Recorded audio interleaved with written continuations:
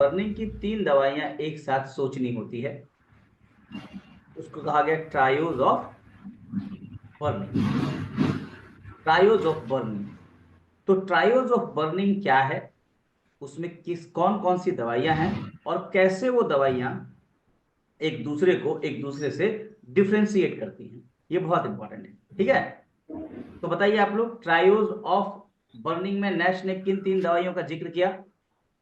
Phosphorus sulphur arsenic phosphorus. Sulphur, phosphorus, arsenic. बहुत बढ़िया। Sulphur, phosphorus, arsenic, ये 3 दवाइयों का जिक्र किया गया। अब तीनों की बर्निंग का अपना अलग अलग पिक्यूलियर कैरेक्टरिस्टिक है। ठीक है, सल्फर की बर्निंग अभी अभी आपने पढ़ा। सल्फर की बर्निंग क्या होता, सारे ऑरिफिसेस जहां जहां पे म्यूकोक्यूटेनियस जंक्शन है वहां वहां पे रेडनेस दिखेगी, वहां वहां पे बर्निंग दिखेगा।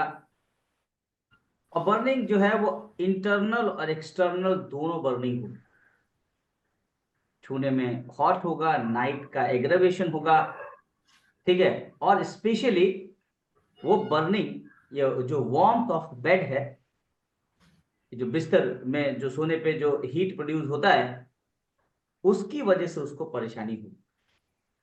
ये तो है सल्फर का बर्न। बट उसके साथ 2 और दवाइयां हैं, आर्सेनिक और फास्फोरस। अब आर्सेनिक की बर्निंग और एग्रेवेशन दोनों अलग। आर्सेनिक कहा जाता है कि burning of arsenic is violent and acute, but the problem is क्या है कि इसका बर्निंग जो होता है रिलीव बाय हीट।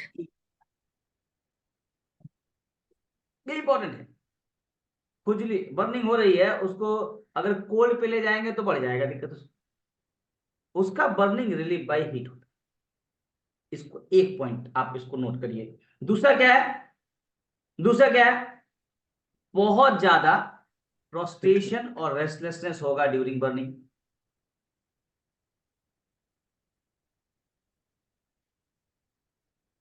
एक और बहुत इंपॉर्टेंट चीज क्या है, बर्निंग को 2 पार्ट में डिवाइड कर दीजिए, अक्यूट बर्निंग और क्रॉनिक बर्निंग।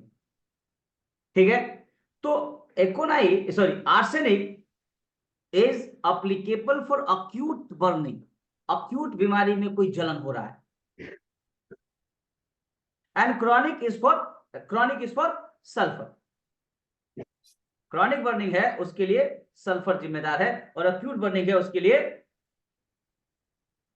आर्सेनिक। और एक और पिक्युलरिटी बर्निंग के साथ आर्सेनिक की होगी कि इसकी बर्निंग आधी रात के बाद होगी और डर होगा उसको, there is strong fear of death.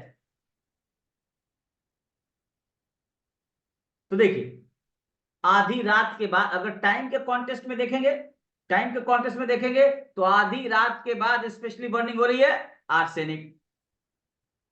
Phosphorus में और आर्सेनिक में अंतर क्या है? फास्फोरस को भी बर्निंग होती है, लेकिन फास्फोरस की बर्निंग स्पेशली इवनिंग में होती है।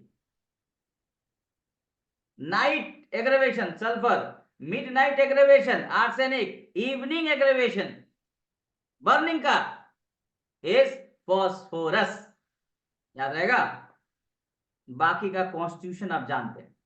फास्फोरस का पिक्यूलियर होता है burning found in every organ, her organ में मोर और less phosphorus is for internal burning. दोस्तों, अगर इंटरनल बर्निंग की बात होगी तो phosphorus is for internal burning, sulphur internal external both. Arsenic acute stage में बर्निंग का कंडीशन विथ आर्सेनिक का mind mid night aggravation, after mid night aggravation, ये पिक्यूलियर वर्ड है। तो सल्फर का क्या, फास्फोरस क्या होगा? बर्निंग। इवनिंग इवनिंग का अर्थ क्या है? इवनिंग कौन सा टाइम होगा मानेंगे? इवनिंग का अर्थ क्या है? इवनिंग लिखा आपने कहा इवनिंग, 4 बजे के बर्निंग बाद। इवनिंग। तो इवनिंग कहां से कहां तक होता है सर? 4 बजे के बाद। 4 बजे से लेके 8 बजे तक इवनिंग ही चलता है ये। ठीक, वही मैं वो टाइम 22 हो सेट जाता है। मतलब। हाँ, लगभग 10 बजे के बाद की क्योंकि बात करते हैं, 9 बजे जन, के बाद बात करेंगे तो नाइट जन, स्टार्ट। जन, जनरल कहते हैं 8 बजे या रात हो गया। 8 हो गया, हाँ बिल्कुल। 6 बजे रात हो गया। क्या चलो ना, वो अलग अलग लोगों के लिए है सर, गांव का अलग कहानी है, शहर का अलग कहानी है, बट इवनिंग के कंडीशन में आप लोग मानिए इवनिंग में आपको ये दिक्कत हो, ठीक है। और क्या इंपॉर्टेंट है फास्फोरस का, और क्या इंपॉर्टेंट है फास्फोरस का? The most important part of phosphorus in burning is burning along the spine. इसका ख्याल रखें, burning along the spine, spine के बर्निंग होगा, spine, and which worse in the evening, रात को बर्निंग बढ़ जाती है। डॉक्टर साहब ख्याल ये आएगा आपको? बताइए, डॉक्टर नेस जी ने जो ट्रायोज बनाया था, तो वही चीज था कि इन्होंने कैंथस क्यों छोड़ दिया? इतनी बड़ी बर्निंग उसमें भी होती है,